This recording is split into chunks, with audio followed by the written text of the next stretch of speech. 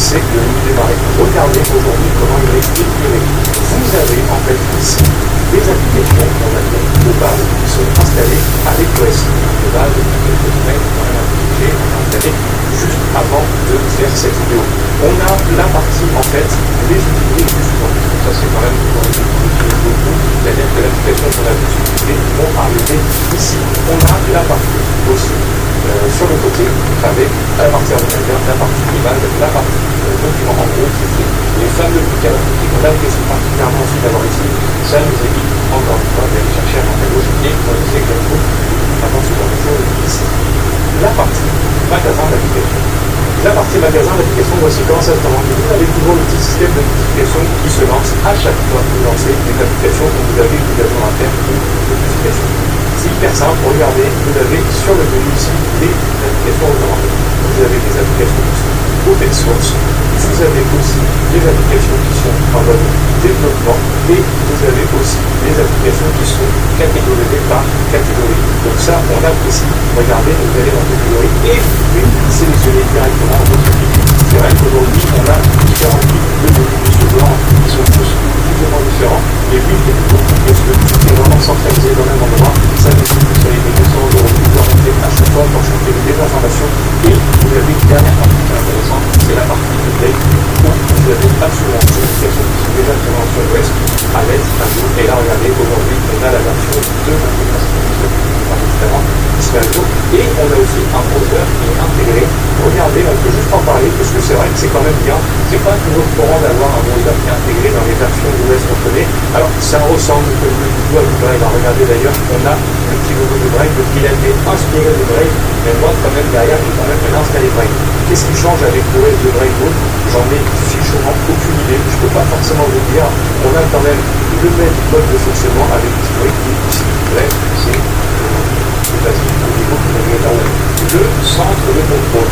C'est quand même quelque chose sur lequel on aime beaucoup aller. Pourquoi? Parce qu'aujourd'hui, vous allez voir, par rapport à notre OS, c'est hyper minimaliste. Pourquoi? De l'autre côté, sur le côté, vous avez seulement que 8 menus.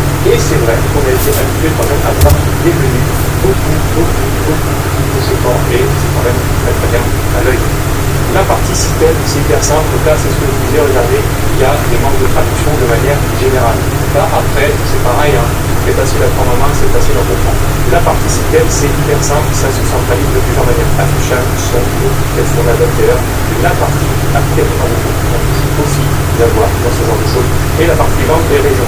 Je vais juste aller là-dessus, parce que ce qu'il faut savoir, c'est que l'OS de base, c'est ce que je disais, il n'était pas en français.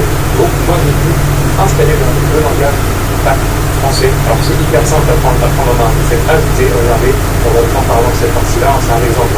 Vous ajoutez et regardez la langue, elle est ajoutée. C'est-à-dire qu'elle est déjà incluse dans l'OS. Vous pouvez changer et sans la possibilité, après vous allez associer la langue.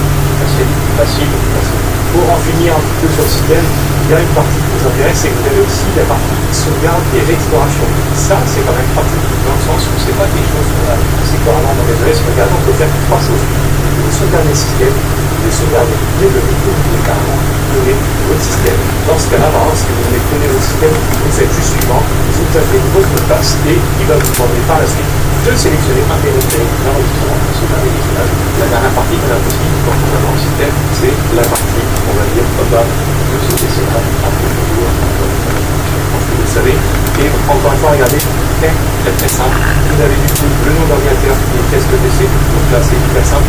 Vous avez le nom du système d'exploitation, vous avez le nom de la version, l'édition, la partie audio et la version sur système. Et forcément les caractères ici, on a le système européen, mentionne le création, on a les 30 et plus général, on va aller voir d'ailleurs la partie performance. La partie performance, vous avez juste à taper le moniteur du système, c'est pareil, le système de recherche est très simple. Et là regardez, en tout cas pour le coup, j'ai 2 Go sur 7,7 Go. La partie mémoire virtuelle, ça c'est par rapport à la mémoire totale que vous avez avec votre RAM que vous avez, la carte graphique.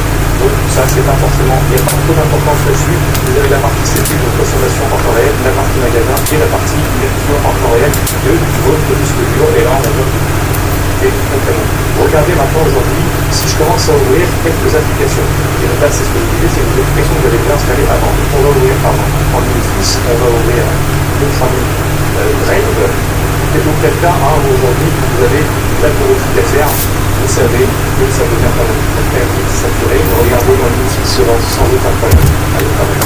Ce lanceur-là, vous êtes là, c'est un petit peu en phase d'ajout, c'est vrai que sur certains PC, c'était quand même un petit peu rapide. Et là, une fois que LibreOffice il est chargé, on va juste définir Drive par défaut. Donc là, on va logiquement atterrir sur l'interface pour définir les programmes par défaut. Si c'est vraiment pas le cas, en fait, vous avez juste à reprendre les possibilités